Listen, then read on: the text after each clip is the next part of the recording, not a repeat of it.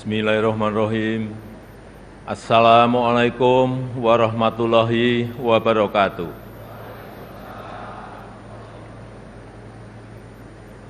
Selamat pagi, salam sejahtera bagi kita semuanya. Shalom, Om Swastiastu, Namo Buddhaya, salam kebajikan.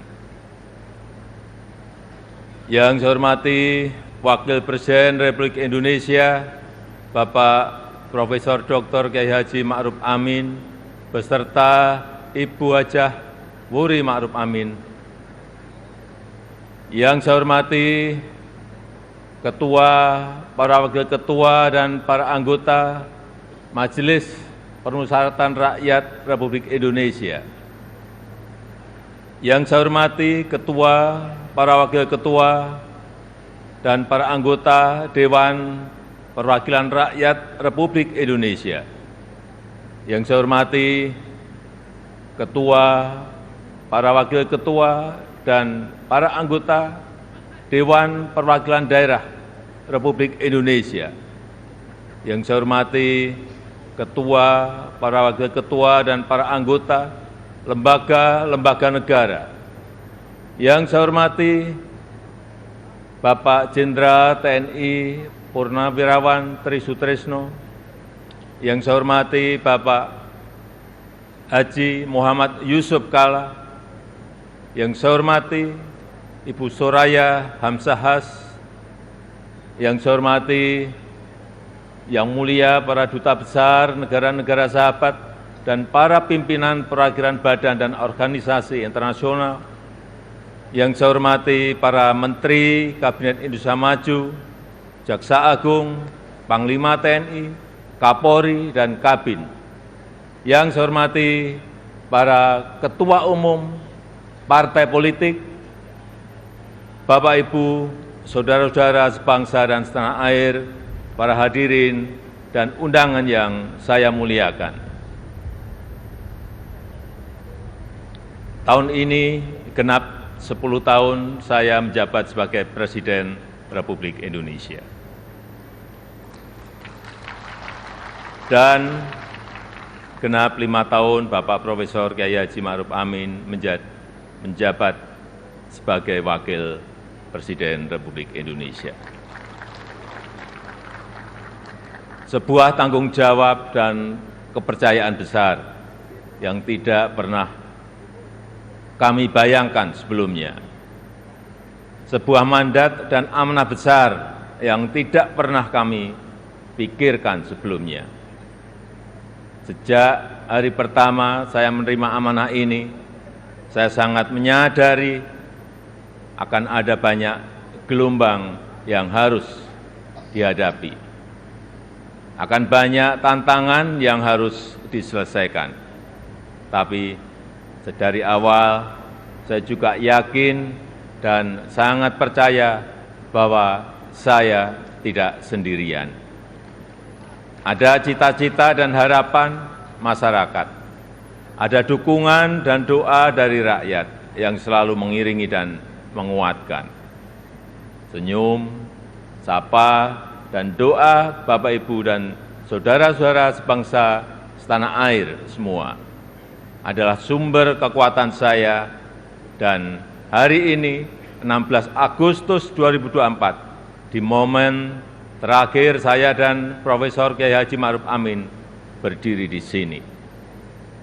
Izinkan kami menyampaikan terima kasih yang tulus, terima kasih yang sebesar-besarnya kepada Bapak Ibu semua, kepada seluruh rakyat Indonesia dimanapun berada, yang selama 10 tahun ini telah dengan kuat bersama-sama melintasi tantangan demi tantangan, menapaki langkah demi langkah, dan menghadapi terjadinya perubahan demi perubahan. Sehingga kita sebagai sebuah bangsa yang besar bisa sampai pada titik ini. Titik yang bisa menjadi titik lontar untuk menggapai kemajuan bersama di masa yang akan datang. Alhamdulillah, selama 10 tahun ini kita telah mampu membangun sebuah fondasi dan peradaban baru dengan pembangunan yang Indonesia sentris. Membangun dari pinggiran, membangun dari desa, membangun dari daerah terluar, sehingga sampai saat ini kita telah membangun 366.000 kilometer jalan desa, 1,9 juta meter jembatan desa, 2.700 kilometer jalan tol baru, 6.000 kilometer jalan nasional, 50 pelabuhan dan bandara baru, serta 43 bendungan baru dan 1,1 juta hektar jaringan irigasi baru. Sehingga kita berhasil menurunkan biaya logistik dari sebelumnya 24% menjadi 14% di tahun 2023. Sehingga kita bisa meningkatkan daya saing dari sebelumnya peringkat 44 menjadi peringkat 27 di tahun 2024. Sehingga kita mampu memperkuat persatuan kita karena akses yang lebih merata dan berkeadilan. Selain itu, ketangguhan kita sebagai sebuah bangsa juga terbukti dari daya tahan kita dalam menghadapi pandemi COVID-19, dalam menghadapi perubahan iklim, dan dalam menghadapi geopolitik dunia yang semakin memanas. Patut kita syukuri, alhamdulillah, Indonesia merupakan satu dari sedikit negara yang mampu pulih lebih cepat, bahkan terus bertumbuh. Pertumbuhan ekonomi kita terjaga di kisaran 5%, walau banyak negara tidak tumbuh, bahkan melambat. Wilayah Indonesia Timur seperti Papua dan Maluku justru mampu tumbuh di atas 6%, dan Maluku Utara mampu tumbuh di atas 20%.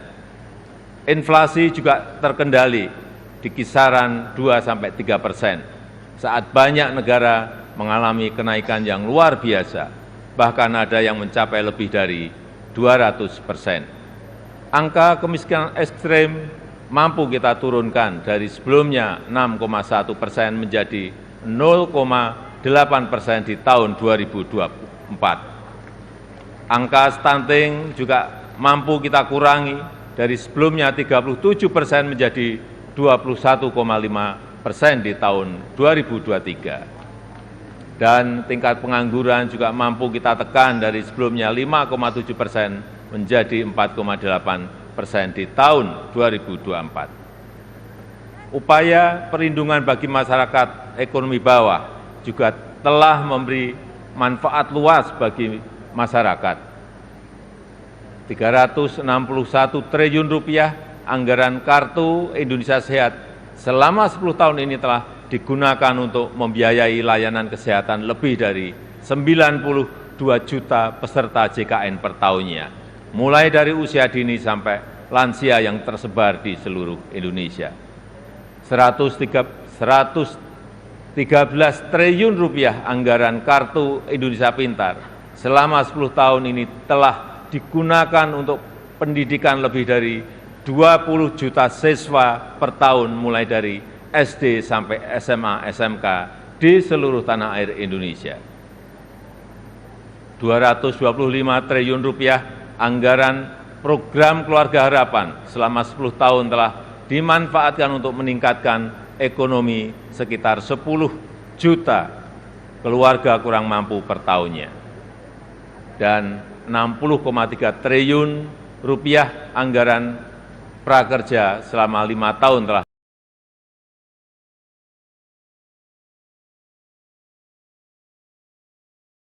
di seluruh tanah air.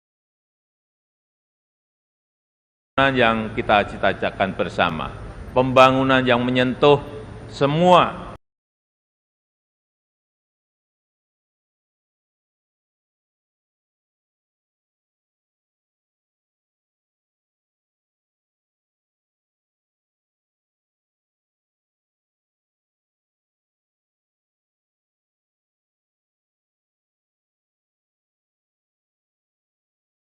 dengan tidak lagi mengekspor bahan mentah,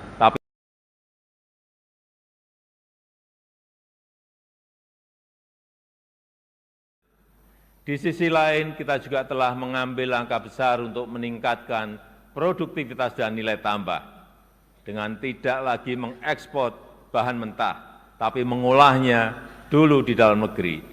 Walau banyak negara lain yang menggugat, menentang, bahkan berusaha menggagalkan, tapi kita sebagai sebuah bangsa yang berdaulat, sebagai bangsa yang besar, kita tidak goyah bahkan terus maju untuk melangkah.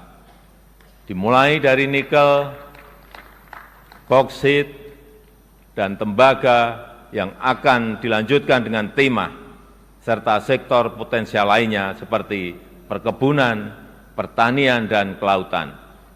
Alhamdulillah, sampai saat ini telah terbangun smelter dan industri pengolahan untuk nikel, boksit, dan tembaga yang membuka lebih dari 200.000 lapangan kerja dan meningkatkan pendapatan negara, lebih dari 158 triliun rupiah selama 8 tahun ini. Kita ingin kekayaan yang ada di negeri ini, anugerah Allah Subhanahu wa Ta'ala untuk negeri ini dapat dikelola sebesar-besarnya untuk kepentingan rakyat, dapat dimanfaatkan semaksimalnya untuk kesejahteraan rakyat. Oleh sebab itu, kita juga telah mengambil aset kita kembali yang selama puluhan tahun dikelola oleh pihak asing, yang selama puluhan tahun diambil manfaat besarnya oleh pihak asing, seperti Freeport, Blok Rokan, dan Newmont. Alhamdulillah, semuanya itu bisa kita ambil alih kembali. Selain itu, di saat dunia mulai mengarahkan masa depannya ke ekonomi hijau, Indonesia juga tidak ingin kehilangan momentum ini, karena Indonesia memiliki potensi besar di sektor energi hijau, yaitu sekitar kurang lebih 3.600 gigawatt, baik dari energi air, angin, matahari, panas bumi, gelombang laut, dan bioenergi. Sehingga kita terus konsisten mengambil bagian dalam langkah dunia melakukan transisi energi secara hati-hati dan bertahap, karena transisi energi yang ingin kita wujudkan adalah transisi energi yang berkeadilan, yang terjangkau dan mudah diakses bagi masyarakat. Di sektor teknologi dan digitalisasi, kita juga patut bersyukur untuk pertama kalinya kita memiliki INA Digital, sebuah digitalisasi layanan pemerintah yang terintegrasi untuk mempercepat dan mempermudah layanan bagi masyarakat. Cakupan elektrifikasi terus kita perluas hingga mencapai 99% di tahun 2024 tahun ini. Demikian juga dengan cakupan internet yang terus kita tingkatkan hingga mencapai 79% di tahun 2024. Ini akan menjadi ekosistem yang baik untuk mendorong digitalisasi UMKM dan pengembangan startup Indonesia, sehingga akan melahirkan semakin banyak entrepreneur muda yang berkualitas di negeri ini. Dukungan produk dalam negeri juga kita berikan perhatian khusus dengan memprioritaskan belanja APBN, APBD, dan BUMN untuk produk-produk dalam negeri. Karena kita ingin apa yang berasal dari rakyat dapat kembali ke rakyat dan bermanfaat maksimal untuk rakyat. Di bidang hukum, kita juga patut bersyukur setelah 79 tahun merdeka, akhirnya kita memiliki kitab undang-undang hukum pidana yang baru. Sebagai upaya memodernisasi hukum Indonesia, serta Undang-Undang Cipta Kerja yang merevisi 80 undang-undang dan 1.200 pasal. Sebagai upaya untuk menderegulasi peraturan yang tumpang tindih. Kita juga sudah memiliki undang-undang tindak pidana kekerasan seksual untuk memberikan perlindungan yang nyata, yang kuat, terutama bagi perempuan dan anak-anak. Bapak, Ibu, dan saudara-saudara sekalian sebangsa dan setanah air, ini adalah hasil kerja keras kita bersama. Ini adalah fondasi besar kita bersama. Ini adalah bukti bahwa persatuan kita, bahwa kerukunan kita, bahwa kerja keras dan kegotong royongan kita dapat membawa Indonesia melompat lebih tinggi lagi. Oleh sebab itu saya sangat menghargai, sangat mengapresiasi dukungan dan kerjasama seluruh lembaga negara dalam menopang lompatan kemajuan Indonesia. Mulai dari MPR RI yang telah berperan aktif memperkokoh ideologi negara, memperdalam rencana penyusunan pokok-pokok haluan negara dan menjaga silaturahmi antar tokoh-tokoh bangsa. DPR RI yang telah menjalankan fungsi legislasi, menjalankan fungsi penganggaran dan pengawasan, merumuskan RAPBN 2025 untuk suksesi transisi pemerintahan dan menyelesaikan banyak undang-undang strategis, seperti Undang-Undang Ibu Kota Negara, Undang-Undang Daerah Khusus Jakarta, Undang-Undang Informasi dan Transaksi Elektronik, Undang-Undang Aparatur Sipil Negara, dan Undang-Undang Kesejahteraan Ibu dan Anak. DPD RI yang terus mengawal kemandirian daerah otonom, menginisiasi inisiatif rancangan legislasi, melakukan pengawasan pelaksanaan undang-undang dan perda, serta memberi perhatian khusus terkait agraria dan pangan. Begitu juga dengan BPKRI yang telah mengawasi penggunaan anggaran negara, serta memperkokoh kepercayaan dan kepemimpinan Indonesia di dunia internasional melalui keaktifannya dalam organisasi dan forum-forum internasional. MKRI yang telah menangani lebih dari 202 perkara pengujian undang-undang dan mengadili sengketa pemilu, serta Mahkamah Agung RI beserta lembaga peradilan di bawahnya yang mengadili dan melakukan penguatan restoratif justice untuk menyelaraskan kepentingan korban dan pertanggungjawaban terdakwa tanpa melalui pemidanaan. Dan Komisi Yudisial RI yang telah berperan aktif mewujudkan hakim berintegritas dan berkualitas guna meningkatkan kepercayaan dan kepuasan masyarakat terhadap institusi kehakiman di negara kita.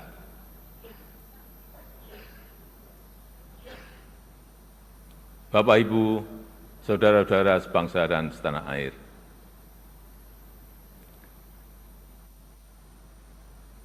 tahun bukanlah waktu yang cukup panjang untuk mengurai semua permasalahan bangsa.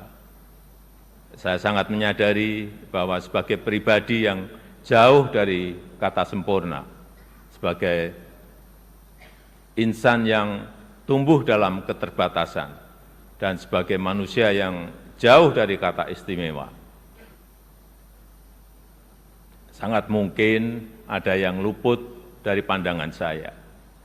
Sangat mungkin ada celah dari langkah-langkah yang saya ambil. Dan sangat mungkin banyak kealpaan dalam diri saya. Oleh sebab itu, di penghujung masa jabatan ini, izinkan saya menyampaikan suara nurani terdalam kepada Bapak, Ibu, dan saudara-saudara sebangsa setanah air, kepada seluruh rakyat Indonesia, tidak terkecuali satupun. Saya dan Profesor Kiai Haji Ma'ruf Amin mohon maaf untuk setiap hati yang mungkin kecewa, untuk setiap harapan yang mungkin belum bisa terwujud, untuk setiap cita-cita yang mungkin belum bisa tergapai. Sekali lagi kami mohon maaf. Kami mohon maaf.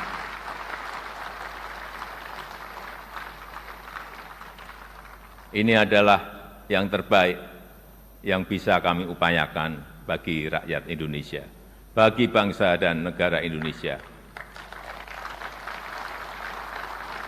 Saya tahu bahwa hasil yang kita capai pada saat ini belum sepenuhnya tuntas mencapai hasil akhir.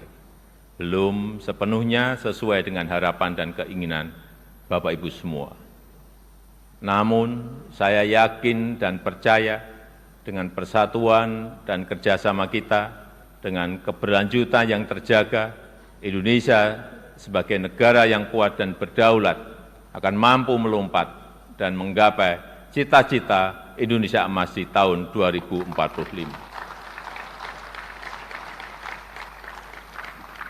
Terakhir, kepada Presiden terpilih Bapak Jenderal TNI Purnawirawan Prabowo Subianto. Tahun depan, insya Allah Bapak yang akan menyampaikan pidato kenegaraan. Nanti pada tanggal 20 Oktober 2024, izinkan saya menyerahkan tongkat estafet kepemimpinan ini kepada Bapak Prabowo Subianto. Izinkan saya juga menyerahkan semua harapan dan cita-cita masyarakat Indonesia dari Sabang sampai Merauke, dari Miangas sampai Pulau Rote, dari pinggiran, dari daerah terluar, dari desa dan dari pusat-pusat kota kepada Bapak.